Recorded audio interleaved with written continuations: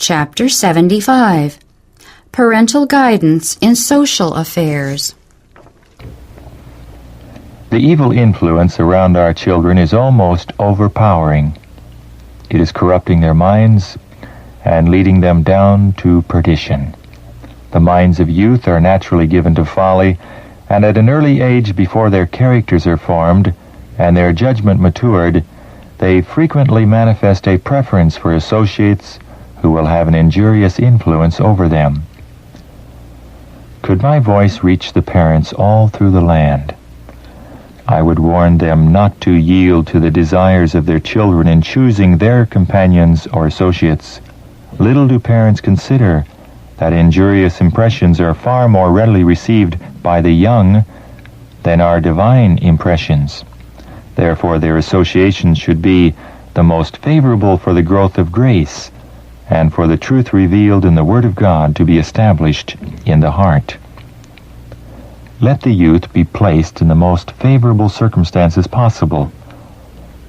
For the company they keep, the principles they adopt, the habits they form, will settle the question of their usefulness here and of their future eternal interest with a certainty that is infallible. Parents, your sons and daughters are not properly guarded. They should never be permitted to go and come when they please without your knowledge and consent.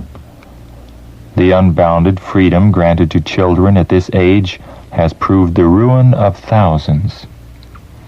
How many are allowed to be in the streets at night, and parents are content to be ignorant of the associates of their children? Too often, companions are chosen whose influence tends only to demoralize. Under the cover of darkness, boys collect in groups to learn their first lessons in card playing, gambling, smoking, and wine or beer sipping. The sons of religious parents venture into the saloons for an oyster supper or some similar indulgence, and thus place themselves in the way of temptation. The very atmosphere of these resorts is redolent with blasphemy and pollution. No one can long remain in it without becoming corrupted. It is by such associations that promising youth are becoming inebriates and criminals. The very beginnings of the evil should be guarded against. Parents, unless you know that their surroundings are unexceptionable, do not permit your children to go into the streets after nightfall to engage in outdoor sports or to meet other boys for amusement. If this rule be rigidly enforced, obedience to it will become habitual, and the desire to transgress will soon cease. Parents should remember that association with those of lax morals and coarseness of character will have a detrimental influence upon the youth. If they fail to choose proper society for their children, if they allow them to associate with youth of questionable morals, they place them or permit them to place themselves in a school where lessons of depravity are taught and practiced. They may feel that their children are strong enough to withstand temptation. But how can they be sure of this? It is far easier to yield to evil influences than to resist them. Ere they are aware of it, their children may become imbued with the spirit of their associates and may be degraded or ruined. The dangers of the young are greatly increased as they are thrown into the society of a large number of their own age, of varied character and habits of life. Under these circumstances, many parents are inclined to relax rather than redouble their own efforts to guard and control their children. Prayerfully, unitedly, the father and mother should bear the grave responsibility of guiding their children aright. Whatever else they neglect, they should never leave their children free to wander in paths of sin. Many parents allow children to go and do as they please, amusing themselves and choosing evil associates, In the judgment, such parents will learn that their children have lost heaven because they have not been kept under home restraint. Every son and daughter should be called to account if absent from home at night. Parents should know what company their children are in and at whose house they spend their evenings. Some children deceive their parents with falsehoods to avoid exposure of their wrong course. Fathers and mothers too often leave their children to choose for themselves their amusements, their companions, and their occupation. The result is such as might reasonably be expected. Leave a field uncultivated, and it will grow up to thorns and briars. You will never see a lovely flower or a choice shrub peering above the unsightly poisonous weeds. The worthless bramble will grow luxuriantly without thought or care, while plants that are valued for use or beauty require thorough culture. Thus it is with our youth. If right habits are formed and right principles established, there is earnest work to be done. If wrong habits are corrected, diligence and perseverance are required to accomplish the task. Parents, guard the principles and habits of your children as the apple of the eye. Allow them to associate with no one with whose character you are not well acquainted. Permit them to form no intimacy until you are assured that it will do them no harm. Accustom your children to trust your judgment and experience. Teach them that you have clearer perception of character than they, in their inexperience, can have, and that your decisions must not be disregarded. The parents should not concede to the inclinations of their children, but should follow the plain path of duty which God has marked out, restraining them in kindness, denying with firmness and determination, yet with love, their wrong desires, and with earnest, prayerful, persevering effort, leading their steps away from the world, upward to heaven.